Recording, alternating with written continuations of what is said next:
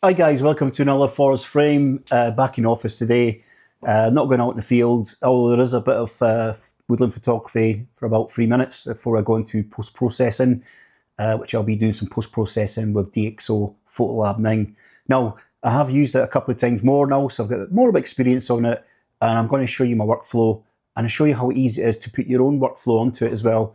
And that's what you're looking for. You're not looking to go to open up other applications. You're looking just to do everything one stop and make it more easier for yourself.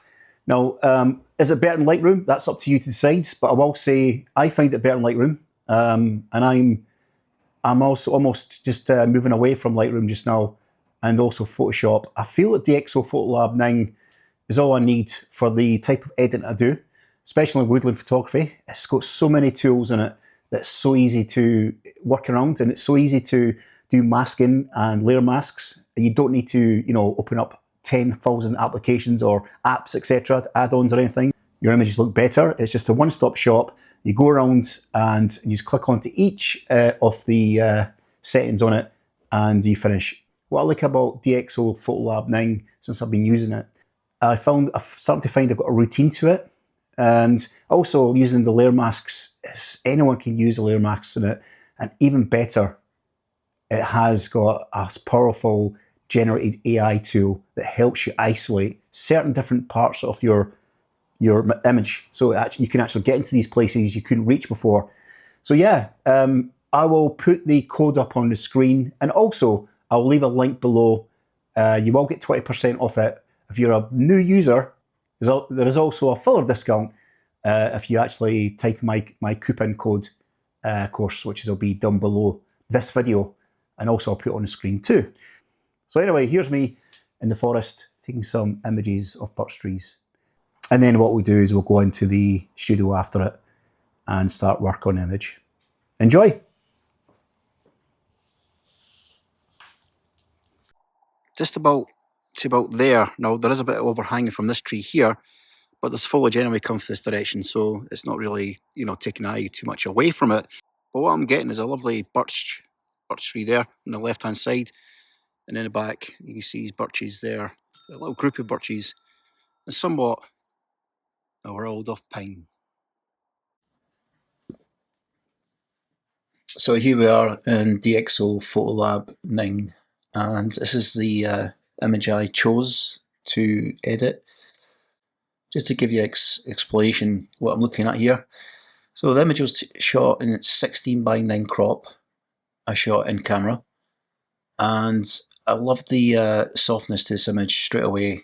The greens looked nice. I just wanted to maybe just make it more softer and put a bit of soft focus on it. I will explain that as we go on. Let's start off with the image. So what we're looking at birch trees basically. These are pretty much predominantly like birch all over the forest here. And a solitary birch tree on the left-hand side of the image, appealing with the the negative space, but the eye takes you back at the backdrop. We have more birch trees. So what I'm going to do now is start off with adjusting the light, and I usually work from left to right. Now I think most people who go into DXO Photolab do that, but you can work it in any way you want to. So I'm going to start off with light, and what I'm going to do is just kind of play about with it. And I'll see the DXO Smart Lighting, they do a bit of touching up before it actually comes onto your screen. So they'll add a bit of light to it, etc. But if you don't want to do that, you can always switch it off. It takes it off there. But you can go to your exposure and manually adjust the exposure if you wanted to as well. So straight away I'm going to go to the blacks down here, and I always like to reduce my blacks in all woodland images. So it's going to take about 15 on this one. There, quite hard to, there we go. So that's 15, and shadows I want to reduce to about 4 maybe in this case. 4. Midtones, they're not too bad, but I want to maybe push it to the right a little bit, maybe about 3. 4 will do it, yeah. And highlights, we've lost a bit of highlights there because we've reduced a lot of the dark, so I'm going to put a bit 4. Right, push it along with 4. -4 there. So going into the contrast, now I'll explain what DXO Clear View Plus is actually before I go into the contrast side. If you reduce it, you get a nice soft image. This puts more colour into it, etc. So you go from left to right, you can see the changes it makes. So what I'm going to do with that is I'm going to reduce that down to what I've seen when I took the image. So when I took this photograph, I would say it goes to about 12 about this. There we go. The contrast works in certain images, but woodland, I don't like to add too much of it. So you can see you've got contrast there, and you've got micro contrast, fine contrast. So micro contrast is what it is. It's micro adjustments, and you just see here, if you rack it up there, it just brings it more kind of, yeah, the detail when it comes out as well there. And if you push it this way, it's almost like your clarity slider you've got in Lightroom. So you push it to the left, you've got a more softer approach to the image.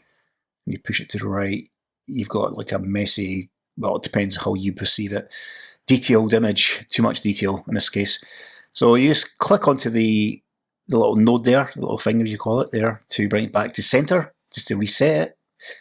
And fine contrast is one I like. Now, you can make fine adjustments with this. So you can make it to about, this is fine contrast, so you can just do slight adjustments to this, and it doesn't, go crazy like the one at the top there. Fine contrast, yeah, it works in that way as well, but this is where I'm going to go. So I'm bringing this down, bringing this down, bringing this down, and I'm going to go for about 80. Now you see straight away what's happened is we're going to do a side by side. If you do a side by side compare, you go up to the top, and the third box at the top there, this will show you, and you straight away it looks more lighter. As I said, what I've seen at the time, it was quite contrasty at the time when I took the shot because of the sun. So I've softened that a little bit. You can see there. So still more to do in the image. We'll go back to that again. And yeah, so moving on there's nothing real I'm going to use here. I'm not going to use vignetting or anything. I'm not going to use the tone curve. Just going to go straight to the colour. And what I'm going to do with this is reduce some of the greens just a little bit. So I hit the green there in the HSL, and you've got saturation. You can actually move this about as well. But you've got your saturation, of course. You've got vibrancy, you can use that as well if you want to. Luminous and uniformity as well. So uniformity, if I move this to this right here, you see it's bringing the yellows in. If I move it to the right hand there, it's bringing it to the greens. So what am I going to do with that? I'm just going to bring it to about, it's about 3, not too much a change. And luminous, there's too much luminous already on that. So I'm going to bring this down and D it to about 10. There we go. Actually, I'm going to bring it up a bit. About 4. That's it.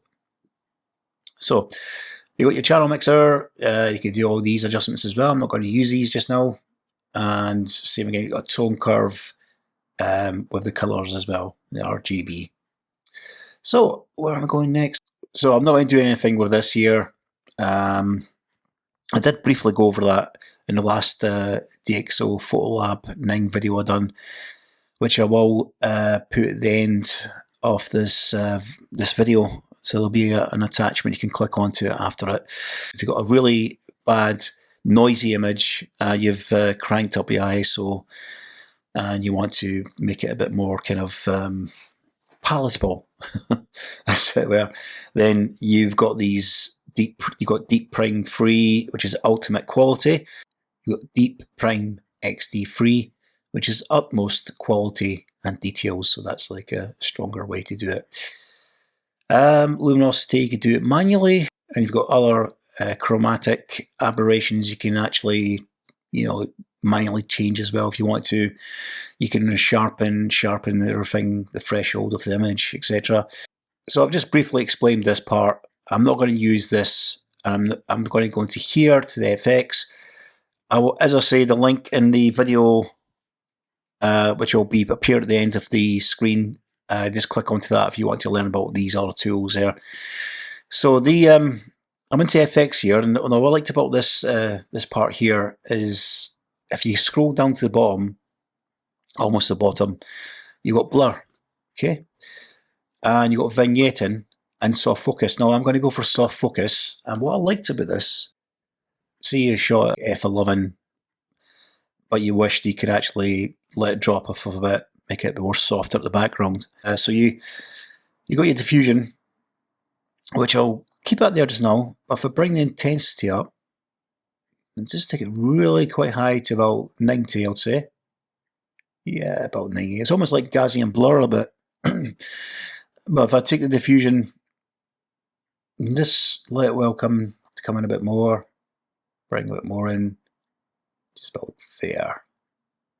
Now what it's done there is like almost like it's giving you the Gaussian blur look as well. But it's the whole point of it is dropping off everything at the back. So if you can see here, it's all pretty much softer at the back there, and you're turning your attention to the left side of the image where you've got the birch tree, solar tree is sitting there, and then the back just leads off a bit. So just put that up a bit more. So I can just get it more sharper there, but there we go, that'll do it. So everything else in this part is, you know, you can get like a border onto it if you want to. You got texture, you can change your texture of your border as well if you want to put a border to your image, but I don't want to do that. I never to put borders to end my images in post. Only if I'm doing it on social media, I'll put a border. So that's the worst, you know, it's a waste of time talking about that. I'm going to go to the next tool and go to local adjustments, and this is kind of masking, etc. So Lightroom had a great tool where it's still a good tool they've got, but it's not exactly. It's kind of frustrating because you don't seem to get what you want to pinpoint. If you choose a subject, it doesn't select the subject. You might have to paint the rest of the subject in by adding to it, but this seems to get it right. So I'll just stop waffling just now and explain what I'm talking about. So here. Local adjustments on the left hand side, the far left, as we move from left to right, click on here. You go here and you go to this little guy here, the portrait guy there. You can bring up all these, kind of like what Lightroom's got, sky, subject, background. Also got people, animals, flowers, vehicles, hair, faces and clothes. So if you're into portrait photography, etc., that'll be your bag. So what you can do, so you click on back to local adjustments, you go for an AI mask, and you can see there, I can actually go around this image and pinpoint areas that I want to work on. And you see, sometimes you don't get it right, sometimes you just have to just kind of slightly move your mouse a little bit.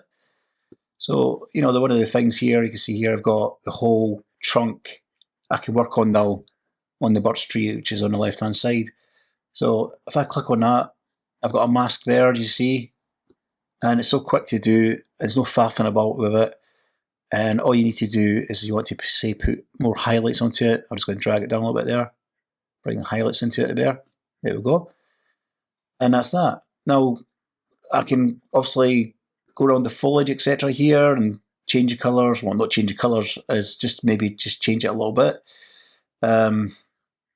Also, this is kind of distracting, so I'm going to go here and maybe just tiny bit of highlights there. There we go, just a little bit there to about 20 there. And yeah, just kind of like go around. So I'm just briefly showing you what I've got here, what I'm working with, and just yeah. So you look there, you've got background. You can actually go right to the back of the image, even till it'll recognise. That's amazing, isn't it?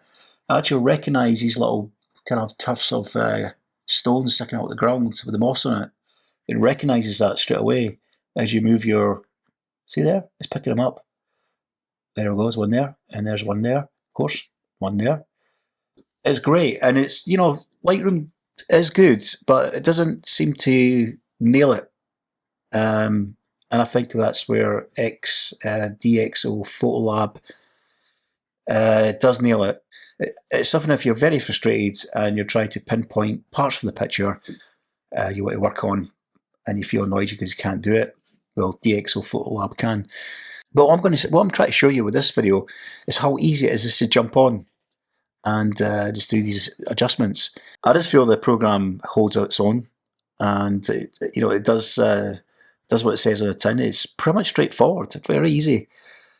How many times have you been on Photoshop faffing about trying to find, open up different kind of layer masks and inverting layer masks, etc. I mean, this is so straightforward. As I say, you can just click onto each object and you get onto work straight away and adjust the light on each object. So you've got no excuses to say you can't get it right in post anymore.